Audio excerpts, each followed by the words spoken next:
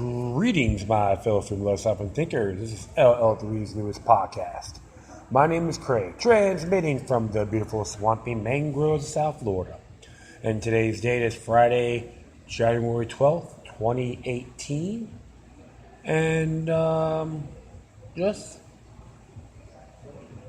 working, being at ease.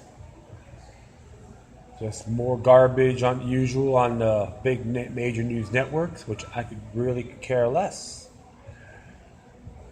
That's just how I see things at times. I'm at CJ's Java Lounge, located at 400 Southwest 1st Avenue, Suite 1, along the beautiful New River of Fort Lauderdale, Florida, southwest section of the Andrews Avenue Bridge. Well, I'm going to be discussing a couple of topics. First, Oprah, with her courageous speech she did at the Golden Globes Award. Got a couple articles on that. And, of course, the Bundy case. How your money's going down the drain. Just another example that it doesn't benefit. So, without further ado, this one came from Ben Crystal. Coming out today off of personalliberty.com. Funded by Bob Livingston. You should check him out, man. Good stuff. And it says here, would you vote for Oprah for president? Hell no. And only 2% said yes. Just want to bust some chops, I would say, right? Absolutely. All right, well, let's see how Mr. Crystal has to say about President Oprah. She's showing off a little Golden Globe Lifetime Achievement Award and that so-called attractive speech that gave the New World Order lackeys a climax moment. So as it reads here, like most Americans, I didn't watch the Golden Globe ceremony the other night. Well, I didn't either because that's a waste of energy. While I have no issue with overfed millionaires honoring themselves as social icons for pretending to be other people, I have no interest in watching them do it.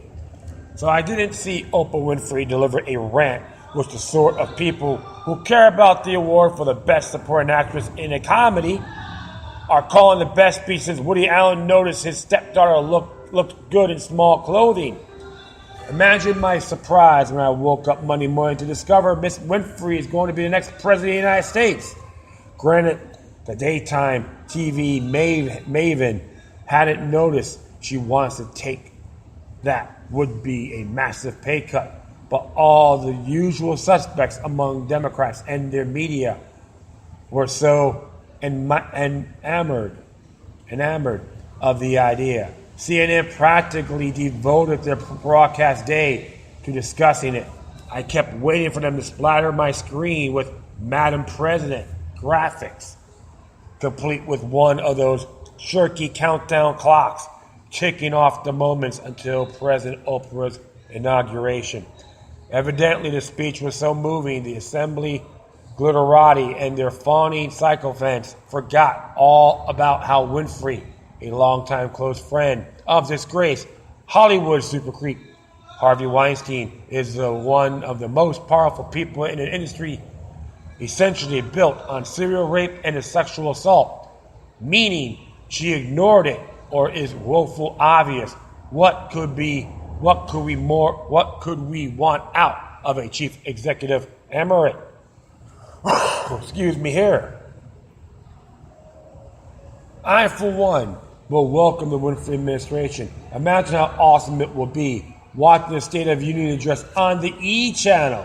Who isn't excited about the prospect of watching the president deal with Islamo-fascist terrorism by giving away free appliances? Before you walk away with negotiations ISIS, look under your chair. Aloha snack bar. A new washer and dryer. Our jihad is over. Think about that, right? I can't wait to watch people who exonerated Trump for his association with unsavory members of the entertainment industry contorting themselves like they were auditioning for Cirque du Soleil to congratulate the president for nominating one of the Kardashians to be Secretary of Treasury. Adios. Defense Secretary Mattis.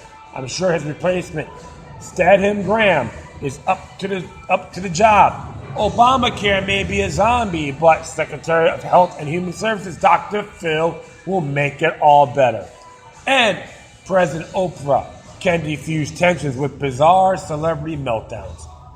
President Oprah, how do you get Putin to stand down in Syria?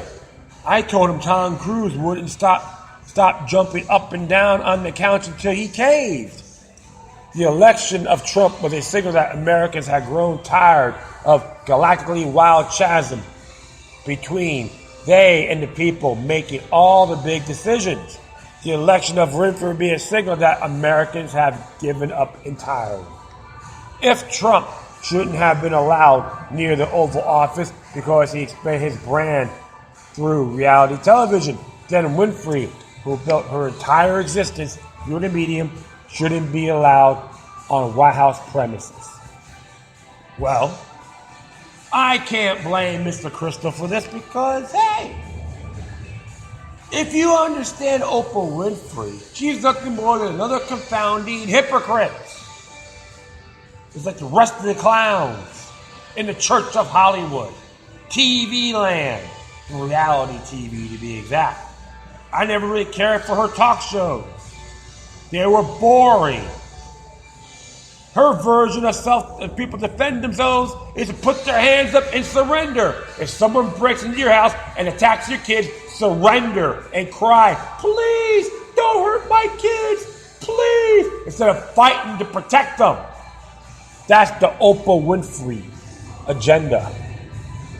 And how about the ones with her associates, Ted Turner, Bill Gates, and a few other cornballs on eugenics? Yeah, she really cares about children. Please. I could go on, but I'm going to proceed here on the next article from Truthdig that came out yesterday. And who wrote this? Sonelia Kolataga. Hopefully I pronounced her name right. And it says here, what hashtag Oprah 2020 says about the state of U.S. politics. And it says right here, it is a great deal about depth to which American politics has fallen that we are now seriously considering the presidential candidacy of Oprah Winfrey, the internationally focused television talk show star turned media mogul, could easily win the global popularity contest. In the world where Donald Trump is the president of the U.S., such accomplishment appears to be qualification enough to lead the world's economic superpower. But should it be? Winfrey herself is not to be blamed for this absurd status quo. Her brief speech at the Golden Globes was powerful, moving, and necessary. The blame lies with us, with our political leaders, with our media, with the pop culture obsessed society we've created. Winfrey possesses many of the qualities that Hillary Clinton did. Her allegiance to Wall Street and her concept of neoliberal capitalism is certainly as strong as Hillary's. I can say it's about neoliberal capitalism. We can look at Hamiltonianism, very similar. Hamilton's Curse, if you check that book out, very intriguing, interesting indeed. Her positions on social issues also appear to be in line with Clinton's cautious approach to racism and sexism as divorced from economic justice issues, except that unlike Clinton, Oprah had lived experience of racism. Like Trump, she lacks political experience, but is far more capable of learning on the job than Trump. On everything else, Winfrey's political positions are largely indiscernible, probably by design. In fact, the idea to draft her to run for president originated from a lifelong Republican from Kansas who says he did not vote for Trump. Bizarrely, in 1999, Trump himself touted Winfrey as their first choice for vice president if he were ever to run. Campaign built around Winfrey, like Clinton's campaign, most likely centered on the idea that she is not Trump. In contrast with a deranged white supremacy who has a short attention span, doesn't read, and oozes narcissism. Winfrey offers the opposite. She is smart, well-read, She is known for a book club after all. Women of color who excludes empathy. However, their biggest similarities are also their greatest failings. Both are television celebrities with zero political experience, and both are billionaires, albeit coming from very different circumstances. Trump was born into money and Winfrey was not. But the fact that hashtag Oprah 2020 is also so popular says much more about us than does about her. She really given up on the idea of a political candidate who is both politically experienced and can articulate a progressive vision for the nation. Is that really so much to ask a nation for more than 300 million people? Just before Winfrey's Golden Globe speech dominated news headlines, a new best-selling book written by Merc-grading journalist Michael Wolff consumed Americans' attention span. The book, Fire and Fury Inside the Trump White House.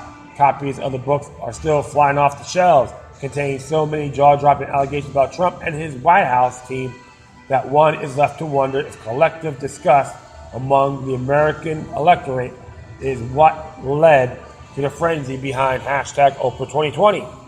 As if we had Trump is so bad that literally anyone who will do, and oh look, Oprah Winfrey gave a great little speech showing that not only she can string words together correctly, but she can do it well. So can we please have her to be president instead? We deserve better. We can get better than Winfrey if we demand it in the wake of Trump's failure.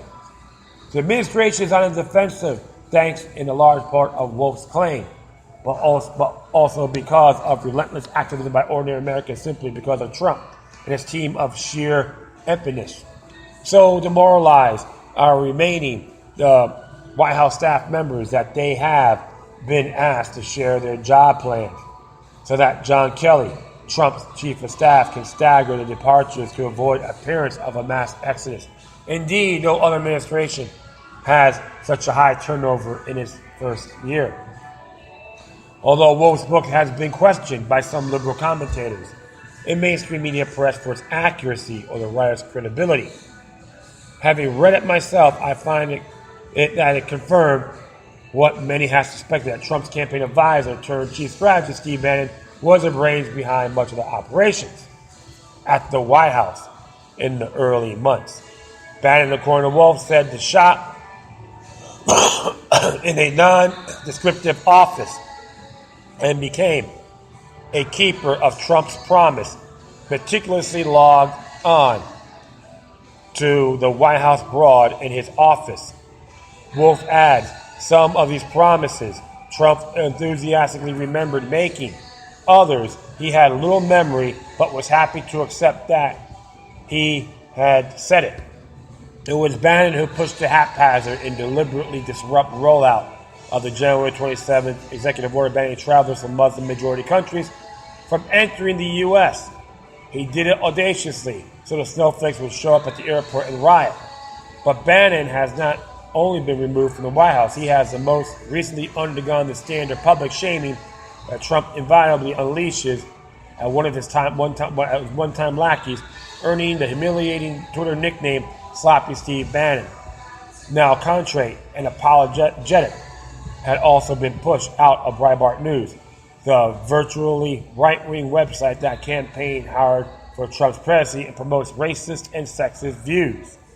I don't know about that, but we just keep on. I'm not a big Breitbart fanatic, but always observe responsibly. Trump, and more importantly, Trumpism, is teetering. Even the establishment Republican Party, which has embraced an unhinged president just so it could use him to push through its ill-convinced tax reform bill, will likely pay a high political force with a sole piece of legislation it has produced over the past year. It is precisely in such a moment that we as a nation must make demands that truly reflect the desires of ordinary Americans. Higher minimum wages, single-payer health care. Even Trump couldn't understand per Wolff why Medicare couldn't simply be expanded to cover everyone. Pay equity across racial and gender lines, debt-free higher education, climate justice, humane immigration laws, protection of workers, LGBTQ folks, women, and people of color, criminal justice reform, and more. Well, I can say this. We can do this on our own. Journalification of criminal justice reform is very essential. Why debt-free higher education? Now you got technology. Climate justice, environmental justice would be better. No pollutants. But the whole climate change thing is just an opportunistic program. And I can go on here. Higher minimum wages. I say let's go back to the gold standard. Get rid of the Federal Reserve. Central banking is dangerous. That's part of the Communist Manifesto. And Alexander Hamilton's legacy as well. Think about that. Single-payer health care? Do it on the state level, not at the federal. Why have Washington, D.C. do the dirty work? They can't even tie their own shoelaces. It's been going on long before Trump ever became president. But there's some good pointers in here. Protection for workers, state level, of course. Humane immigration law, do it in uniform across the board. I can go on, but I will continue on here. Clinton couldn't properly articulate a visionary plan to ease financial and other burdens of ordinary Americans. She lost a close attention against the worst possible rival, Trump, whose attention we know who was to win by losing, did express how clumsily a racial and visionary-sounding grand plan for reform. And he won enough votes just in the right states to pull off an extraordinary unlikely win. Are we really going to risk another Clinton-like candidate losing to Trump? Who, if he survives as president until the 2023 presidential election, would have the incumbent advantage? When you have a bunch of clowns running, yeah. But I will continue on here. The likelihood of Winfrey winning a theoretical matchup is high. A new poll shows 40% edge over Trump. Well, they didn't ask me about it. She has strong support from fellow celebrities like Trevor Noah, and even the White House has welcomed her potential candidacy. Bread and circuses, I call it. If Winfrey were to embrace a truly progressive platform for the nation, then it is possible she could be a viable and desirable candidate. But at any number of figures with more political experience and less personal wealth could do the same. Bernie Sanders, 2016 Democratic nomination showed, one can overcome lack of name recognition with the right message and fair media coverage. Sanders is still the most popular politician in the U.S., a feat to achieve without a career in television or billions to his name. America may love Winfrey, but we deserve better in the White House. Well, thing I could tell everyone on the president, give him the obligations only that's on Article 2 of a U.S. Constitution. No more. That's the first thing. Make the impact on a local level. Too many people waiting for the next Lord and Savior to be in the White House. It's been going on for a very long time, friends. We've been accustomed to it and conditioned. Very unhealthy, of course. And I'll be very frank about Bernie Sanders. He is not a freedom lover either. But I do give him support on certain areas, including not going to war and fighting opposing sanctions. Yeah, I'll give him those in certain areas. I'll give him credit and I'll thank him for that. But he did water up on, soften up on the whole Federal Reserve auditing. This is why in the state level, when it comes to the monies, the states can use gold and produce gold and silver coins guaranteed under Article 1, Section 10 of the Florida Constitution. That should be every state of the union's agenda. No excuses. Even myself get lackadaisical too, I admit that. But the bottom line is this.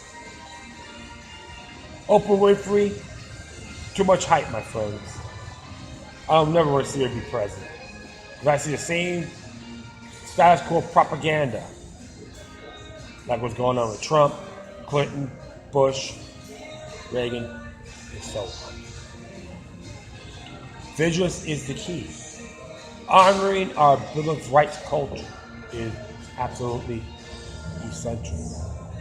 In other words, righteous. Government keep out. Too many people trying to get involved in government trying to tell us how to think. Even Trump claimed they want to do a federal libel law. Up his. That's right. To you Trump worshippers out there, that's unacceptable and criticize him for it. I do.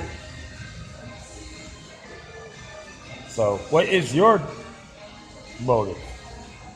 Yeah, we deserve better. But let's do it on a constitutional basis. That's all I have to say. And Oprah Winfrey, if she runs, it will be another distraction. And that is it on this perspective. And be back. All right, cool. I'm just taking a little breather there for a moment. So, just all right. Next one here. It's about the Bundy trial. This came out from LouRockwell.com. This site, make sure you check out more liberty-minded, open free market, not state capitalism, open free market capitalism. Voluntary, remember that. This one's here. Nevada Bundy prosecution collapses. The federal government spent $250 million, couldn't convict the Bundys of a single crime. Our money down the drain, right? That's the question about government, my friends. You never trust them. Here's what he has to say. Woo!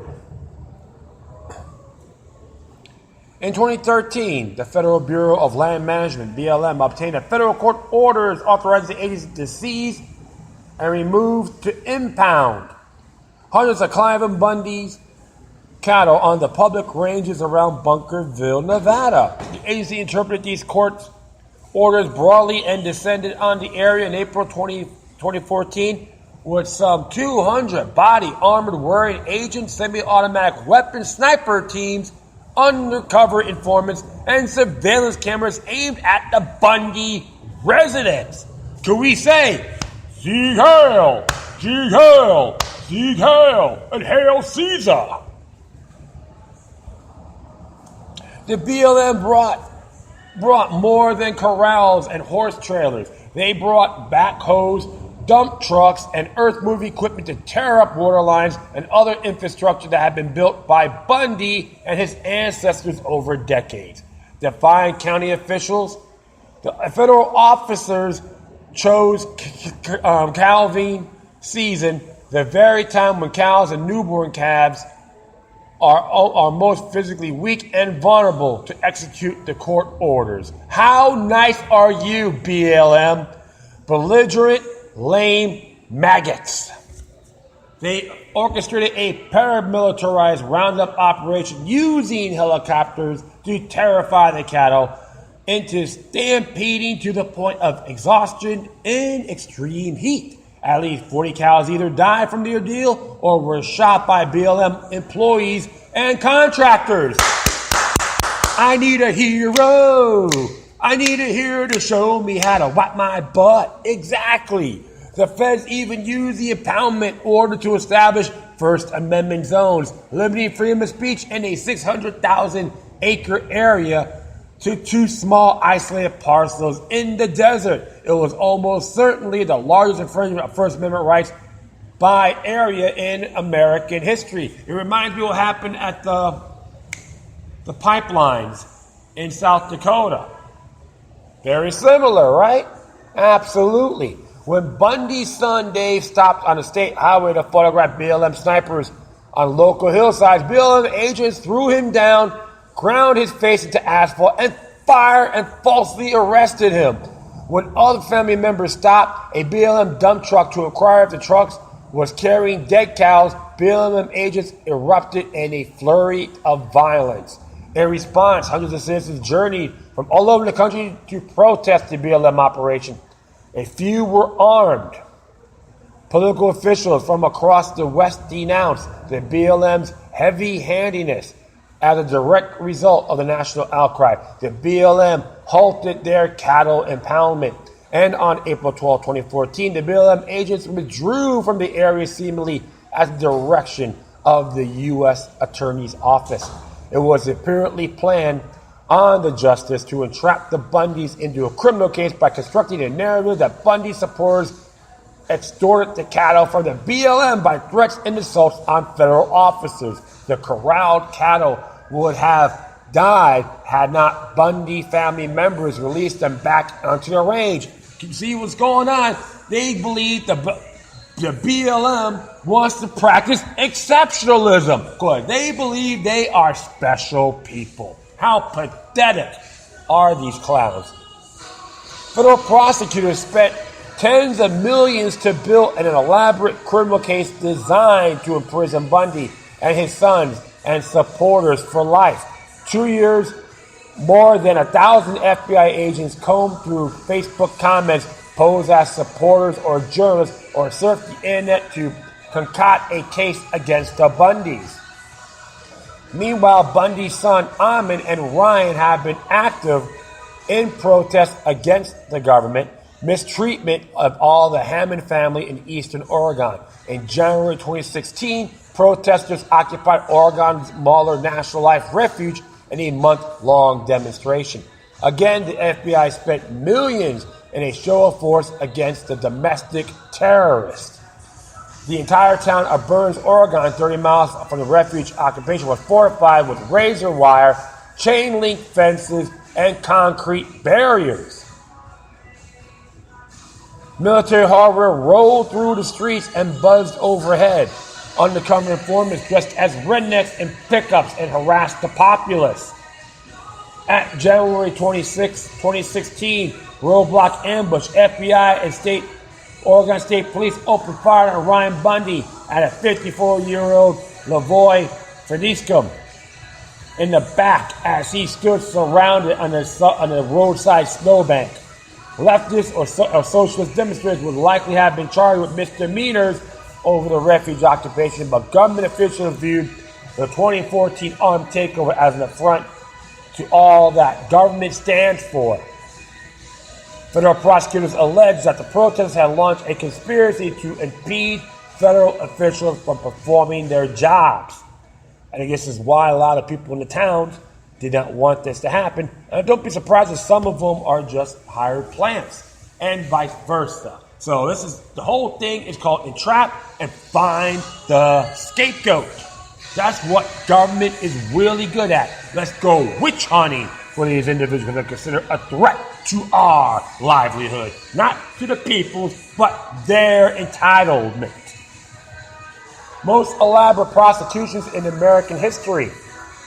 In their zeal to destroy the Bundy movement, teams of federal prosecutors launched the most elaborate federal criminal cases in American history.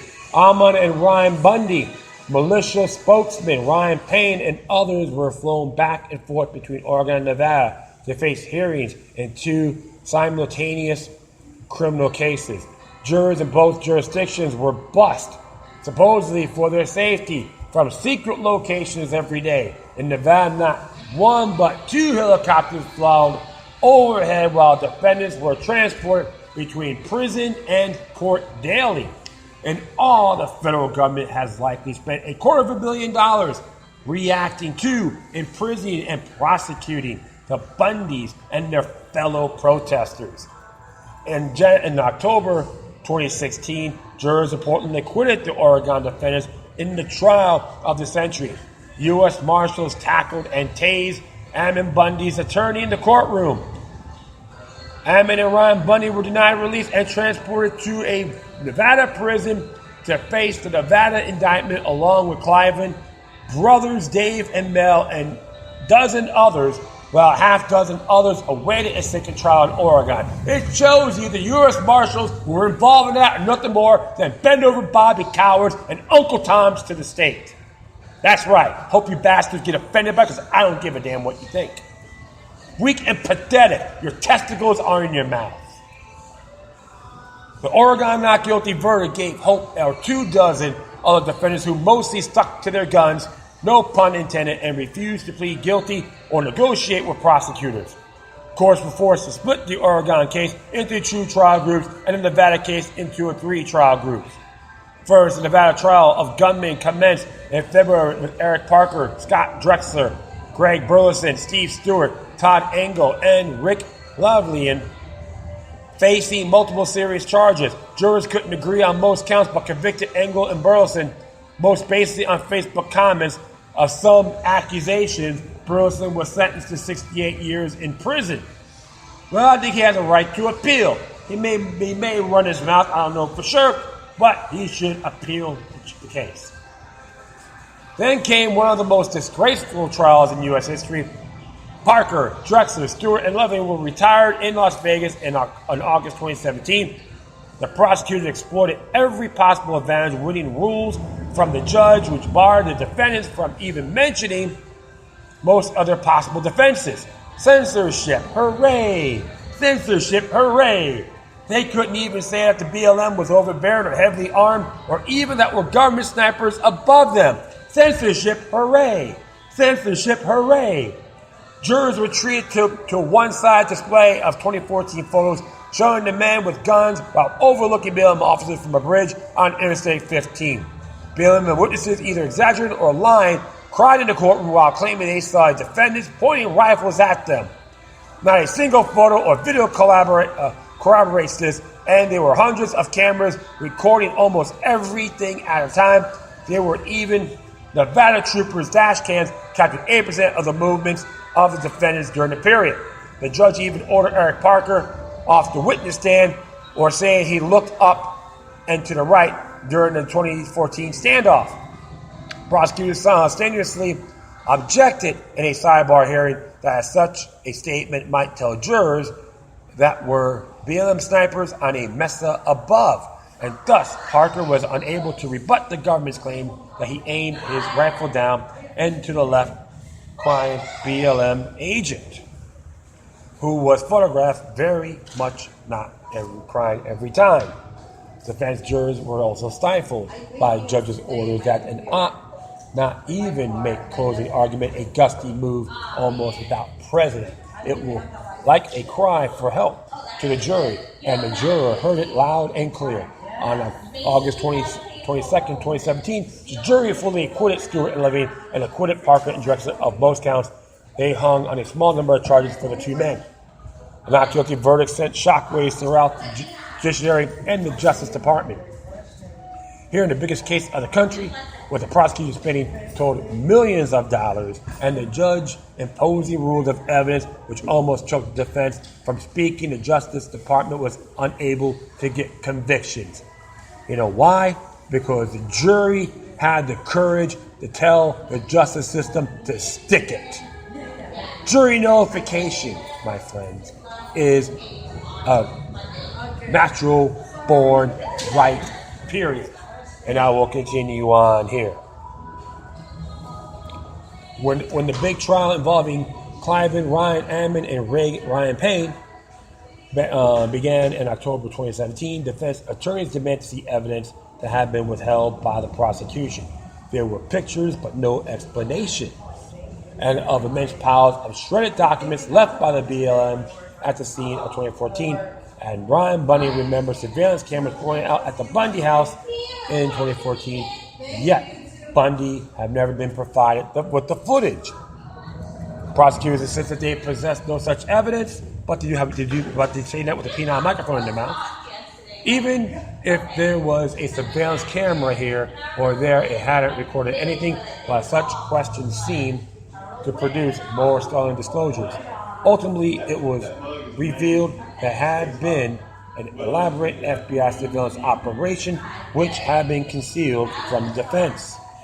And it seemed that prosecutors had been coaching witnesses to change their reports to censor out inconvenient facts. Yes, they say, exceptionalism once again. By the 3rd week of the trial in November, Chief Judge Gloria Navarro, the very judge who had given prosecutors everything they wished for in the previous 2 trials, was visibly weary of the DOJ's barbarous tactics. A mistrial was declared just prior to Christmas, and all defendants except Cliven were released on conditions while lawyers argued over whether the case warranted another trial. And on Monday, January 8, 2018, in a packed courtroom in Las Vegas, the judge granted Ryan Payne's motion to dismiss. A universal sense of justice has been violated, proclaimed Navarro. The judge said further that she was unaware of a more egregious case of FBI misconduct. It should be noted that are currently a half dozen additional pending motions to dismiss, citing even graver prosecutorial misconduct. It has recently come to light that lead prosecutor Steve Meyer was approached during the first Nevada trial by a government case investigator who informed the prosecutor that he was breaking the law by withholding evidence from the defense. Meyer's response, according to some report, was set to fire the agent in order to keep him quiet. Him to keep quiet. Even as Clive Bundy was released from jail after serving 700 days, the case continues for others. Stay tuned. It's a major blow, but it's not completely over yet. So there's one thing I know for sure, my friends. This is a cornerstone. And it can happen, and this is a big wave for everybody. Even what happened in South Dakota, and I forgot that park. That's my mistake, and I'm really sorry for that, folks. But what happened to the Sioux Indian the reservation? They try to put that pipe. They want to put that pipeline in, and people are getting arrested and being entrapped as well. Instead of complaining, people complain, "Oh, these are white guys." Use this case as a cornerstone, a precedent that it could make impact on everyone's lives, positive impact. That's how I see it. And it can be used for everything. Do you see, my friends? When corruption gets very obvious, it will bite them in the butt when least expected. Well, I'm glad they got the Justice Department got a good boot up their rear ends, a major attitude adjustment. If you're going to be a bunch of sleaze bags, then we know where you stand. You're the enemies of freedom. You're tyrannical butt boys and butt girls, Uncle Toms and Aunt Mamas to the state. That includes the prostitutors, I call them. So that's how you gotta look at it. And the prostitute himself, Stephen Meyer, he should be charged for perjury and obstruction of justice and racketeering, or RICO, just to give a few, based on this case, and disbarred through the judicial due process. Give him a taste of his own medicine, how to feel being on the other side. I don't know what Jeff Sessions is going to do. He's worried about other little petty things. That's where you say piracy. That's where you can say treason and counterfeiting. He's a fraud, a counterfeiting prostituter. That's how you got to look at it.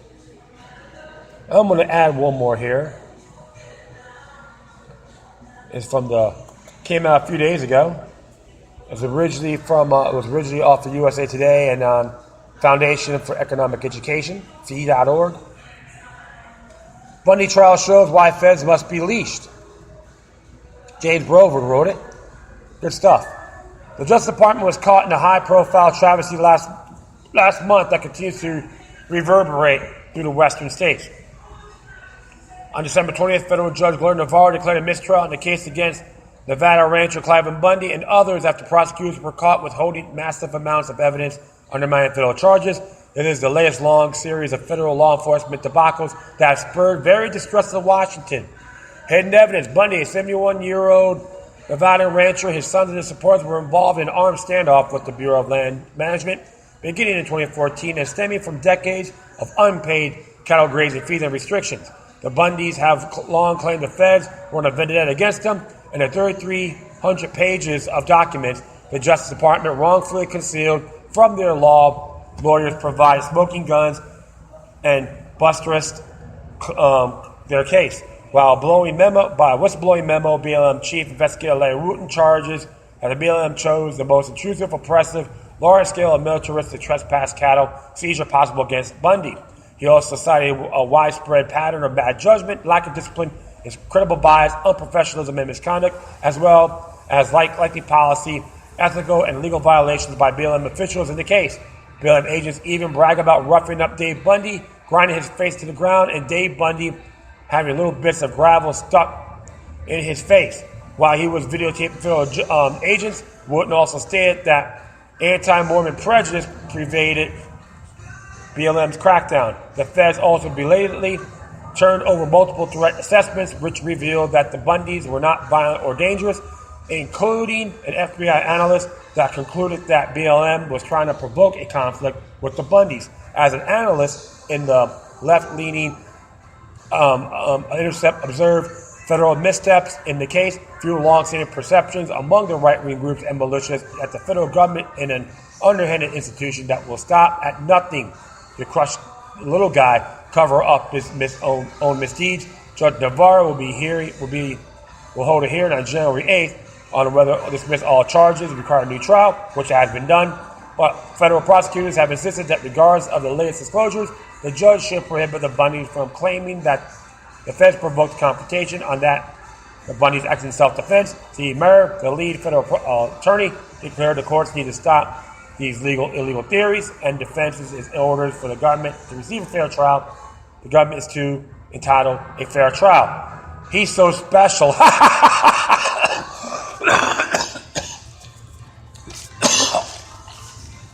Sorry about that. I just gotta laugh. I find it hilarious. Oh, well, we need a fair trial too. Like, hi, we're government. I'm special. I want the world to revolve around us. The country should kiss the floor where I walk on, right? Come on. How pathetic this man really is. This isn't the first time. Fair trials are the last thing the high-profile federal charges such as Bundy's are likely to receive. In early 1990s, the federal government decided to take down Randy Reaver, an outspoken white separatist living on the mountaintop in northern Idaho. After Reaver was entrapped by a federal agent, U.S. Marshals trespassed on Reaver's land and killed his son. Even though I'm not a big Reaver lover, but you know what? What happened to him was dead wrong. I will say that in good faith. The Justice Department claimed that Reaver conspired to have an armed confrontation with the government. Bizarrely, the feds claimed that it is moving from Iowa to the near Canadian border in 1983 as part of that plot. After a jury found Reaver not guilty on all major charges, federal judge Errol Lodge issued a lengthy catalog of the Justice Department and the FBI's misconduct and fabrication of evidence in the case. A top FBI official was later sent to prison for destroying key evidence in the case. Okay, so you got one fall guy. The Justice Department also did a conspiracy suppression of evidence two-step against the Branch Davidians in Waco. A grand jury indictment accused 11 Davidians who survived the 1993 federal lawsuit on their home on conspiring with malice, a forethought to kill alcohol, tobacco, and firearms agents. The ATF's decision to launch a frontal attack on their home somehow provided that the residents sought an armed confrontation. Prosecutors compared Davidian, later David Koresh, to Hitler and Stalin and denounced defendants as religious terrorists. But a jury rejected the most serious charges against the Davidian defendants, which the New York Times characterized as a stunning defeat for the federal government. 5 years later, Americans learned that, contrary to the Justice Department's assertion, FBI attackers fired pyrotechnic grenades into the Davidians' property before a massive fire erupted that left 80 people dead. Look up Floor Project, F.L.I.R. project. There's a video on this. It's like 30 minutes long, and the person who invented the infrared lens can explain everything in detail. He's on YouTube, and it's very good. Trust me, my friends. It's very good and powerful. In the Bundy case, Judge Navarro slammed the FBI for withholding key evidence. Unfortunately, this seems to be a standard procedure for the FBI, including the investigation of both the Donald Trump and Hillary presidential campaign, as well as the Las Vegas shooter who slaughtered concertgoers last October. FBI officials have also been caught routinely twisting the truth to burnish prosecutions. False FBI trial testimony may have helped sentence 32 innocent people to death, as the Washington Post reported in 2015. How many other innocent people have been put behind bars because of federal misconduct? Attorney General Jeff Sessions is ordering a formal investigation into how the Justice Department went awry in Nevada. Until Fed sees wrongfully abusing their targets, there will be no rebound in trust in Washington. If the Trump administration cannot rein in renegade federal prosecutors, the president should cease and desist any and all claptrap about draining the swamp. This was an update on here that federal judge Gordon Navarro dismissed all charges against the Bundys, ending their long courtroom clash with the FBI, BLM, and Justice Department. Navarro found outrageous government misconduct and a universal sense of justice has been violated. Many of the FBI abuses occurred during St. Jim Comey's time as FBI chief. So all you folks out there were pissed about Trump firing James Comey. A lot of stuff happened on his watch. James Comey is nothing more than a corrupt parasite. You're talking about a guy who's not a big Trump worshiper, but I didn't blame him for firing James Comey. Everyone's like, oh yeah, he did a lot of investigations about him and the Russian collision, right? Come on, grow up. Cloak and dagger, man, is all it is. But this is the reason why a lot of folks got to look at it. You never trust the government, period. But I'm glad this is coming out. It's been a long time, my friends. Like I said before, it should be for everybody. Even to our brothers and sisters in the Native American community. You share this information. We got to unite as one against these tyrants in Washington, D.C., etc. Any federalized sheriffs who breach their oath of office under their state constitution. Okay? Stay vigilant. And the thumbs up to people stand for what was right. All right, my friends, that's it. I want to thank everyone for listening. Plus, feel free to download and share it through social media networks. If you have any questions, comments, or even something that's interesting you want to check out, whatever you do, please address your correspondences with decorum. Keep me on Facebook, Twitter, Google+, Spreaker, iHeartRadio, Tumblr, YouTube, Freedoms Network, Minds.com, FutureNet.club, Patreon.com/LookYourLuck3 with the 3 eyes. If you're going to be a donor, that'd be great. Or get me on Gab, which is gab.ai. Furthermore, you can email me at lookalike3@gmail.com or the encrypted ones, lookalike03@protonmail.com. All right, my friends, once again, thank you for your time. But always remember that the demoniac resistance is healthy for the soul and can liberate humanity. Until next time, take care of yourselves, keep on spreading love, and may your guardian spirits be with you.